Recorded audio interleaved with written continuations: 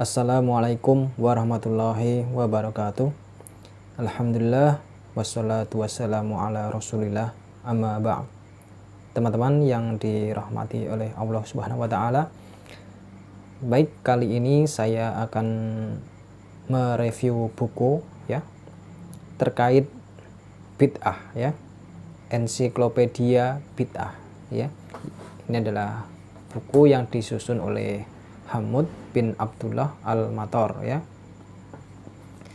Jadi buku ini membahas seluk-beluk tentang bid'ah ya, yang sering terjadi perdebatan ya di kalangan kaum muslimin sendiri ya, karena perbedaan pendapat dan juga pemahaman ya terkait bid'ah ini teman-teman ya. Ensiklopedia Bid'ah, kumpulan fatwa Syekh Abdul Aziz bin Baz, Lajnah Daimah, kemudian Syekh Muhammad bin Shalih Al-Utsaimin, Syekh Abdullah bin Abdurrahman Al-Jibrin, kemudian dari Syekh Shalih bin Fauzan Al-Fauzan ya. Buku ini diterbitkan oleh penerbit Darul Haq ya. Nih, baik, sekarang kita baca dulu untuk sinopsisnya ya. Ini sinopsisnya teman-teman ya. Hudzaifah ibnu al-Yaman ya, seorang sahabat yang dikenal sebagai penjaga rahasia Nabi Shallallahu Alaihi Wasallam, pernah berkata, di saat kebanyakan manusia bertanya kepada Rasulullah Shallallahu Alaihi Wasallam tentang kebaikan, aku malah bertanya kepada beliau tentang keburukan, karena aku takut akan terperosok ke dalamnya ya. Setelah kepergian beliau Shallallahu Alaihi Wasallam, kita melihat banyak manusia terperosok ke jurang kesesatan, karena mereka hanya belajar tentang pintu-pintu kebajikan semata, namun melupakan pengetahuan tentang jurang-jurang kesesatan. Lalu bagaimana dengan bid'ah yang keberadaannya bagaikan hembusan angin yang tidak tersekat oleh ruang dan waktu? Perbuatan ini lebih disenangi dan dicintai oleh setan daripada perbuatan maksiat dan dosa-dosa besar, karena pelaku maksiat sangat mungkin untuk bertaubat dan mengetahui bahwa itu adalah perbuatan dosa. Adapun pelaku bid'ah, ia telah terkecoh dengan banyaknya manusia yang melakukan bid'ah tersebut, sehingga ia beranggapan bahwa perbuatan itu adalah suatu kebenaran. Sungguh indah senandung syair yang berbunyi, aku mengetahui keburukan bukan untuk menceburkan diri ke dalamnya, namun untuk menghindar darinya. Barang siapa yang tidak mengetahui keburukan, niscaya dia akan terjatuh ke dalamnya. Buku ini menjelaskan tentang seluk-beluk berbagai macam bid'ah yang terjadi di berbagai penjuru bumi, dikemas dalam bentuk tanya jawab sehingga seolah pembaca berdialog dengan seorang guru. Penjelasan ini akan membuat Anda mengetahui dan mengenal ragam bid'ah sehingga Anda tidak terperosok ke dalamnya. Biidnillah. Maka berhati-hatilah dan jangan jadikan diri Anda sebagai buruan yang masuk ke dalam perangkap setan, sehingga Anda akan menjadi teman setianya di neraka. Baik teman-teman, demikian sinopsis singkat dari buku Ensiklopedia Bid'ah ya. Kita langsung ke bagian awal teman-teman ya. Ya, ini. Jadi judul aslinya Al-Bid'ah wal Muhdatsat wa ma la aslalahu ya. Penyusun Hamud bin Abdullah Al-Mator ya. Kemudian untuk versi Indonesia ya, diterjemahkan ke dalam bahasa Indonesia dengan judul Ensiklopedia Bid'ah dan diterbitkan oleh Darul Haq. Baik teman-teman, langsung aja kita ke daftar isi ya. Di daftar isi yang pertama ini ada pendahuluan, kemudian kewajiban berpegang teguh kepada as-sunnah dan waspada terhadap bid'ah, bahaya mengada-ada dalam masalah syariat, bahaya bid'ah, fenomena tabdi' atau vonis bid'ah ya, penjelasan hadis barang siapa mengada-ngadakan hal baru dalam urusan agama kami. Kemudian penjelasan hadis lagi, yakni barang siapa memberi contoh jalan kebaikan di dalam Islam. Nah, kemudian dilanjutkan lagi dengan tanda-tanda ahli bid'ah dan beberapa golongan mereka. Perbandingan antara tokoh-tokoh ahli bid'ah ya. Definisi bid'ah ya. Ini untuk penjelasan awal ya tentang definisi, kemudian macam-macam ya hukumnya ya. Timbulnya bid'ah dalam kehidupan kaum muslimin dan penyebab-penyebabnya ya. Kemudian sikap terhadap pelaku bid'ah dan manhaj ahlu sunnah dalam menyanggah pelaku bid'ah ya. Kemudian fatwa-fatwa tentang pengertian bid'ah ya, kriteria pembagian dan sikap terhadap ahli bid'ah. Ini pembahasannya di sini ya. Baik ya. Sikap terhadap pelaku bid'ah ya, membantah ahli bid'ah ya, semuanya dibahas di sini. Kita ke halaman kedua ya. Kemudian hukum memuliakan ahli bid'ah ya,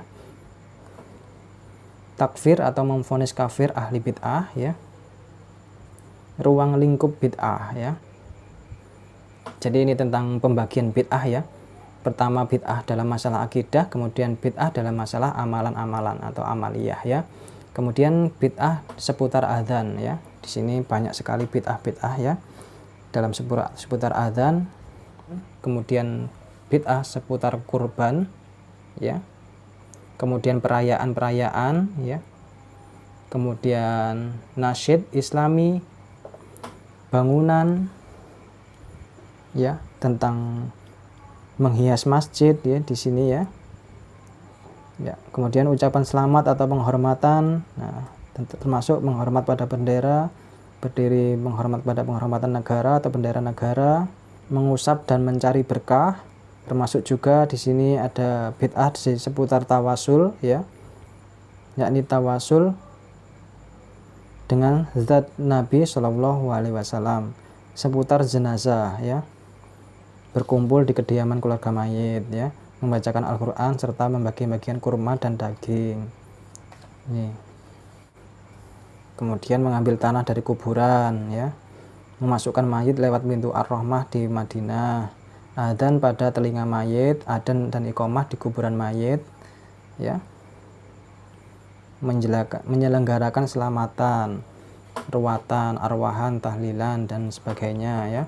Kemudian penyelenggaraan upacara duka cita, walimah untuk mayit, kemudian menghadiahkan kurban untuk mayit, membuat bangunan di atas kuburan ya, berdoa setelah salat jenazah. Banyak sekali ya, ini tentang jenazah ya, seputar jenazah ini sangat banyak sekali ya. Ya. Keluarga mayit membuat makanan dan mengundang para tetangga ya, mengelilingi kuburan untuk mendekatkan diri kepada Allah ya, membaca Al-Quran di kuburan ya, haji dan umroh, ini bid'ah seputar haji dan umroh ya, mencari berkah ya dengan bukit Arafah dan menyucikannya ya. Baik, membaca talbiyah bersama-sama ya, berpegang pada kelambu Ka'bah. Nah ini dia teman-teman ya, seputar bid'ah seputar haji dan umroh. Menangkan penangkal balak dan jimat. Nah ini khuruj atau pergi berdakwah, doa dan zikir. Nah ini teman-teman ya, berkumpul untuk berzikir bersama-sama ya, ucapan Allah Allah atau hu hu hu. Nah, ini yang sering dibahas dalam kajian-kajian Islam teman-teman ya. Mengucapkan alhamdulillah setelah sendawa, berdoa dengan kemuliaan atau hak Nabi Shallallahu Alaihi Wasallam, berdoa setelah sujud tilawah, berzikir bersama-sama, berzikir setelah asar setiap hari Kamis. Ya. Kemudian dilanjutkan bid'ah seputar zakat,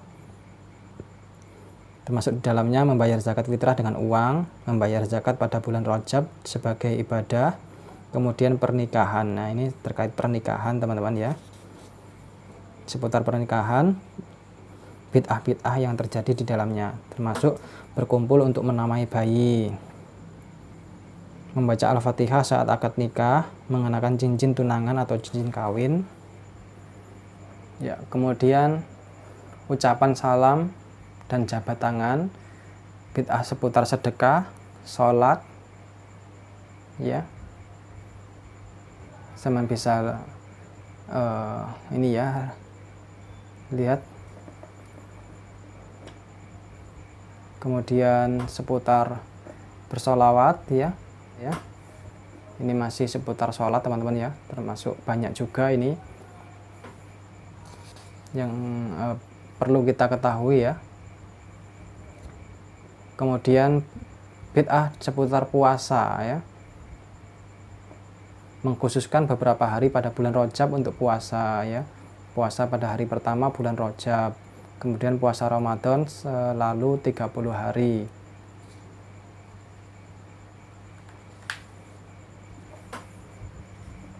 Kemudian bid'ah seputar Al-Quran ya, mengupah orang untuk membacakan Al-Quran bagi roh mayit. Kemudian menamai surat-surat Al-Quran dengan Al-Munjiyat, mengalungkan jimat-jimat, mencium Al-Quran,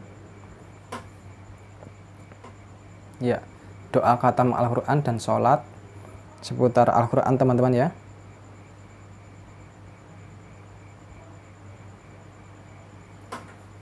Kemudian korkian, kemudian gunting pita malam dan siang.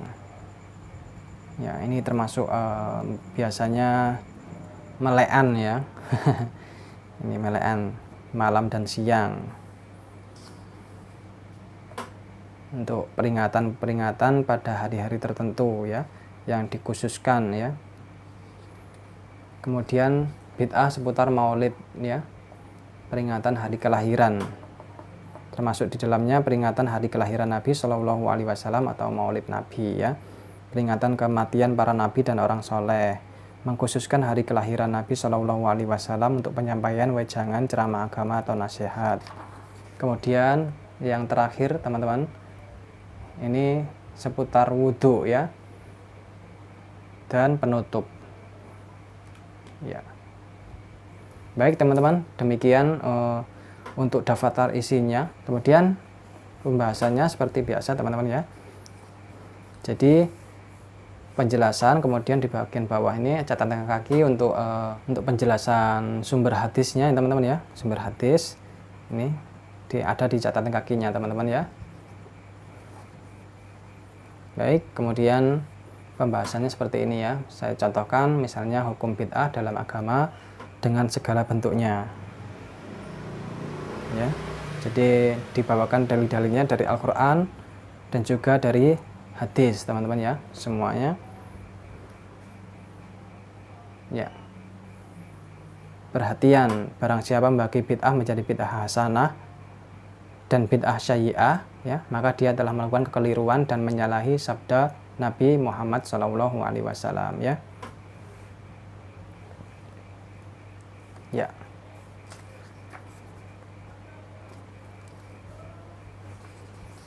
Kemudian pembahasan tentang timbulnya bid'ah dalam kehidupan kaum muslimin dan penyebab-penyebabnya ya.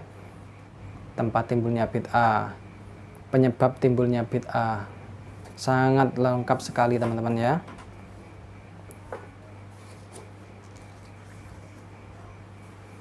Dan tadi yang pertama ya, pembahasan seputar bid'ah di adzan ya, seputar adzan ya teman-teman ya, adzan dan iqamah ya. Di sini ya. Jadi metode penjelasannya ini dengan menggunakan tanya jawab teman-teman ya. Ya, di sini ya penjelasannya teman-teman ya. Ya.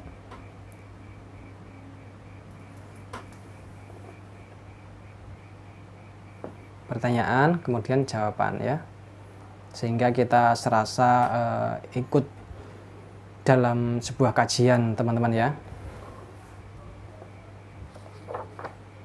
Tentang seputar mayit ya.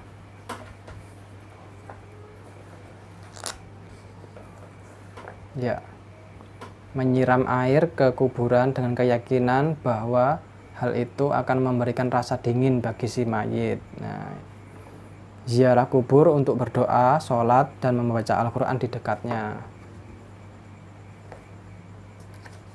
Kemudian bid'ah-bid'ah seputar sholat, teman-teman ya.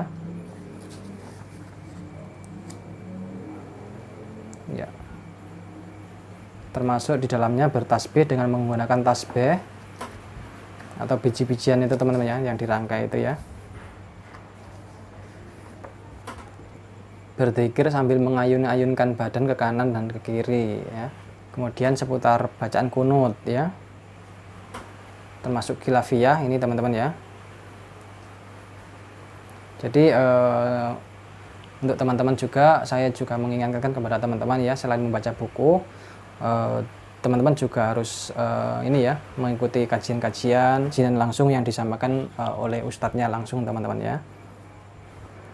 Sehingga nanti apabila ada yang mungkin kita belum memahami ya di pembahasan di buku ini, kita bisa menanyakannya kepada ustadz atau ulama yang berkompeten ya untuk menjelaskannya ya. Kemudian seputar pernikahan ya, ini.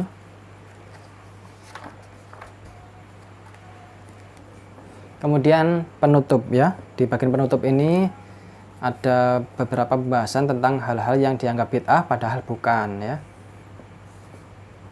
Di antara perkara-perkara tersebut, misalnya dalam sholat tarawih ya, di sini penjelasannya teman-teman ya.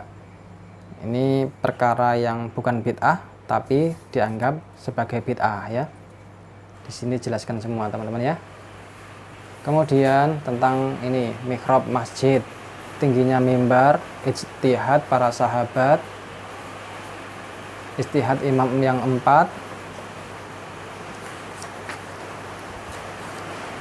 menggunakan alat-alat modern, menggunakan pengeras suara ketika sholat ya, ini yang sering diperdebatkan ya, teman-teman ya. Ya, padahal itu padahal masalah dunia, teman-teman ya, bukan masalah agama ya. Padahal yang Nabi peringatkan tersebut tentang bid'ah itu adalah permasalahan tentang agama ya. Ya, demikian teman-teman ya, untuk review kita buku ensiklopedia bid'ah ya. Terima kasih, semoga bermanfaat buat teman-teman ya, bisa menjadi referensi buku-buku yang bermanfaat untuk menambah wawasan kita ya, sebagai penuntut ilmu. Saya akhiri, wassalamualaikum warahmatullahi wabarakatuh.